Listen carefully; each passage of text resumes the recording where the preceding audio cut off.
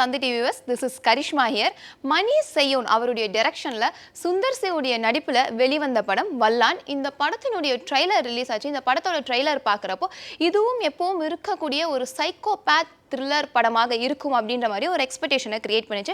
And அது மட்டும் இல்லாமல் இதில் வந்து சுந்தர் சி இருக்கிறதுனால இது ஒரு கமர்ஷியல் படமாக இருக்குமா அப்படின்ற மாதிரியும் ஒரு எக்ஸ்பெக்டேஷன் இருந்துச்சு. இதில் லவ், சாங்கு, ஃபைட்டு இது எல்லாமே இருக்கும் அப்படின்ற மாதிரி தோணுச்சு.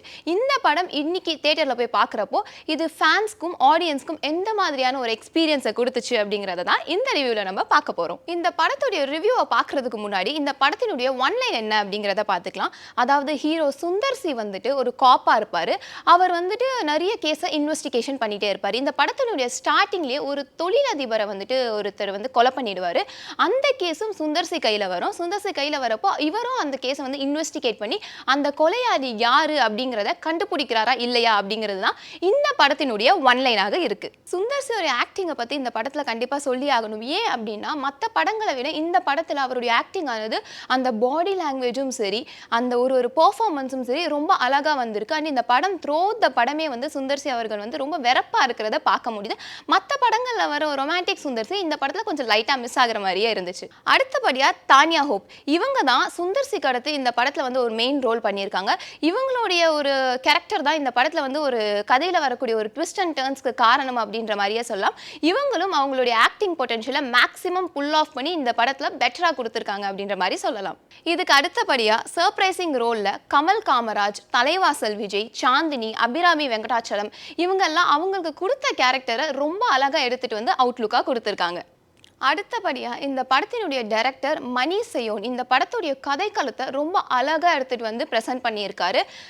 சைக்கோ த்ரில்லர் படங்களை பார்க்க பிடிக்கிறவங்களுக்கு இந்த படமானது கண்டிப்பாக ரொம்ப பிடிக்கும். ஏன்னா இந்த படத்தில் வரக்கூடிய ஒரு சீனும் ரொம்ப தத்ரூபமாகவும் ரொம்ப இன்ட்ரெஸ்டிங்காகவும் இருக்கிறத பார்க்க முடிஞ்சுது. ஆனால் அது மட்டும் இல்லாமல் இந்த படத்தில் வரக்கூடிய செகண்ட் ஆஃப் ஆனது வந்துட்டு பயங்கரமான ஒரு ட்விஸ்ட் அண்ட் டர்ன்ஸ் உடைய ஒரு செகண்ட் ஆஃபாக இருக்குது. இதில் வரக்கூடிய ஒரு சீனை பற்றி நான் சொல்லி ஆகணும். என்ன அப்படின்னா வந்துட்டு ஃபெனோடைப் அப்படின்ற ஒரு அறிவியல் முறையை வச்சு ஒரு மனிதருடைய டிஎன்ஏவை வச்சு அந்த மனிதனுடைய ஒரு ஃபேஸை நம்ம வந்துட்டு வரையலாம், ஸ்கெட்ச் பண்ணலாம் அப்படிங்கிற ஒரு விஷயத்த அழகாக கொடுத்துருக்குது. அந்த ஒரு சீனை பார்க்குறப்பவே இந்த படத்துக்கு பயங்கரமான கிரவுண்ட் ஒர்க் டைரக்டர் பண்ணியிருக்காரு அப்படிங்கிறது தெரியுது.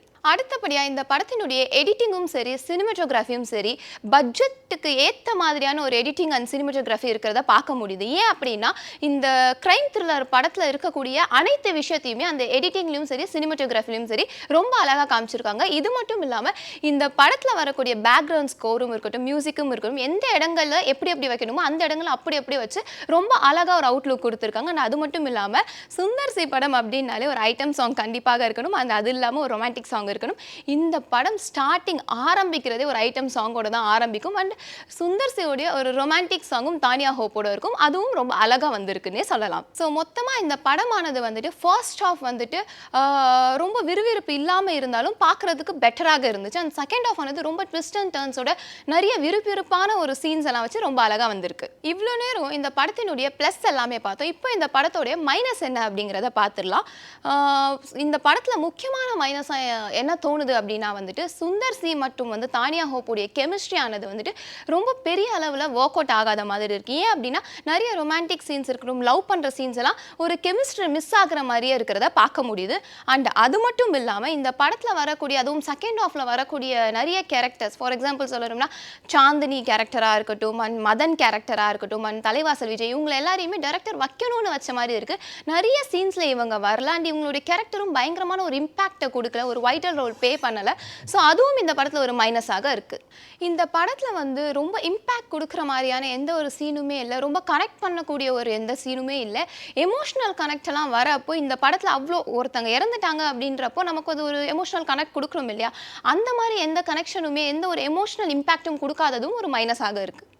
இந்த படத்தில் வந்துட்டு செகண்ட் ஆஃப் தான் நிறைய ட்விஸ்ட் அண்ட் டர்ன்ஸ் இருக்குன்ற மாதிரி சொன்னேன் இல்லையா. பட் ஆனால் நம்ம செகண்ட் ஆஃபை கம்பேர் பண்ணுறப்போ ஃபர்ஸ்ட் ஆஃபே பரவாயில்ல அப்படின்ற மாதிரி இருந்துச்சு. ஏன் அப்படின்னா செகண்ட் ஆஃபில் நிறைய ட்விஸ்ட் அண்ட் டர்ன்ஸ் வைக்கணும் அப்படிங்கிறதுக்காகவும் நிறைய ஃப்ளாஷ்பேக் வைக்கணும் அப்படிங்கிறதுக்காகவும் நிறைய இடங்களில் நிறைய கேரக்டர்ஸை கொண்டு வந்து இந்த படத்தை வந்து ரொம்ப கிளம்ஸியாக ஆக்கிட்டாங்க. அண்ட் அது மட்டும் இல்லாமல் இது இந்த இடத்துல தேவையா அப்படின்ற மாதிரியான ஒரு ஃபீலையும் நம்ம கொடுத்துட்டாங்க. சுந்தர் சியோட ஃபைட் சீன்லாம் பார்க்குறப்போ அந்த ஃபைட் சீன் ரொம்பவுமே வந்துட்டு இந்த 10 பேரை பறக்க விடுற ஃபைட் இருக்கணும், இன்னும் ஓவர் ஹைப் கொடுத்து ரொம்ப ஓவர் குக் பண்ண மாதிரி இருந்ததும் இந்த படத்துல ஒரு மைனஸாக பார்க்கப்படுது. மொத்தத்துல இந்த வல்லான் படமானது வந்துட்டு ரொம்ப இன்ட்ரெஸ்டிங்கா இருந்தாலும் ஒரு பக்கம், இன்னொரு பக்கமானது எப்படி ஆயிடுச்சுன்னா நிறைய கேரக்டர்ஸ் சொல்லி நிறைய விஷயங்களை சொல்லி ஓவர் கிளம்சியா ஆக்குனதுனால இந்த படம் வந்து ஆவரேஜ் வாட்ச் படமாக இருக்கு. அண்ட் இந்த படத்துல அதிகமா முகம் சுளிக்க வைக்கிற காட்சிகள், ரொமான்ஸ் அந்த மாதிரி எதுவுமே இல்லை.